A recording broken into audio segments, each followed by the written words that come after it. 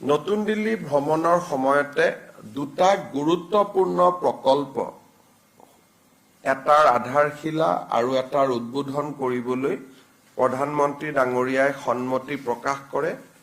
প্ৰথম আধাৰশিলা স্থাপন কৰিবলগীয়া প্ৰকল্পটো হৈছে ৭,৫০০ কোটি টকা ব্যয় কৰি গুৱাহাটীত নিৰ্মাণ হ'বলগীয়া ৰিং ৰোড।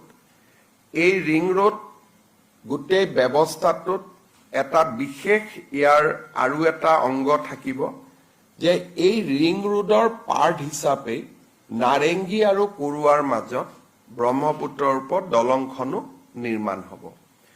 এই গোটেই কাম বা গোটেই প্ৰকল্পটোত ৰাজ্য চৰকাৰে এক বিশেষ ধৰণে সহযোগিতা আগবঢ়াইছে। এই প্ৰকল্পটোৰ বাবে ভূমি অধিগ্ৰহণৰ সম্পূৰ্ণ খৰচৰ ৫০% ৰাজ্য চৰকাৰে ব্যয় কৰিব।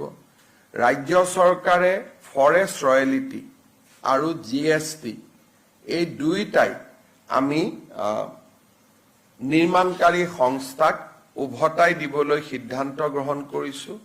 অৰ্থাৎ এই প্ৰকল্পটোত ৰাজ্য চৰকাৰৰ আনুমানিক কন্ট্ৰিবিউশ্যন ১,০০০ কোটি টকাতকৈ বেছি হ'ব। ভাৰত চৰকাৰেও এই প্ৰকল্পটোত ভাইবিলিটি গেপ হিচাপে প্ৰায় ৩,০০০ কোটি টকা ব্যয় কৰিব আৰু এই গোটেই প্ৰকল্পটো ৭,৫০০ কোটি টকাৰ ব্যয়েৰে এই প্ৰকল্পটো নিৰ্মাণ হ'ব।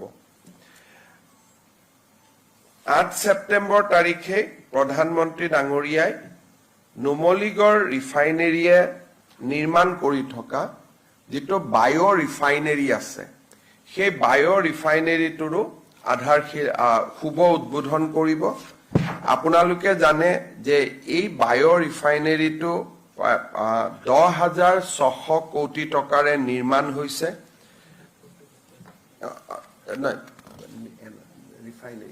এইটো মই ফাৰ্টিলাইজাৰ কৈছো। এই বায়' ৰিফাইনেৰীটো ২০১৯ চনত প্ৰধানমন্ত্ৰী ডাঙৰীয়াই নিজ হাতেৰে আধাৰশিলা কৰিছিলে আৰু এই বায়' ৰিফাইনেৰীটোৰ জৰিয়তে বাঁহৰ ব্যৱহাৰেৰে ইথানেলৰ উৎপাদন হ'ব আৰু ভাৰতৰ ভিতৰতে এইটো প্ৰথম বায়' ৰিফাইনেৰী হ'ব। এতিয়ালৈকে ভাৰতত ভৱিষ্যতত বায়' ৰিফাইনেৰী হ'ব, কিন্তু এতিয়ালৈকে বায়' ৰিফাইনেৰী প্ৰস্তুত হৈ উঠা নাই।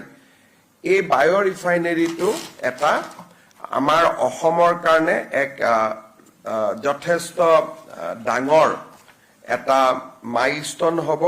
৪,২০০ কোটি টকা ব্যয়েৰে ইয়াৰ নিৰ্মাণ কাৰ্য সম্পূৰ্ণ হৈছে। এই বায়' ৰিফাইনেৰীটোৰো প্ৰধানমন্ত্ৰী ডাঙৰীয়াই শুভ উদ্বোধন কৰিব।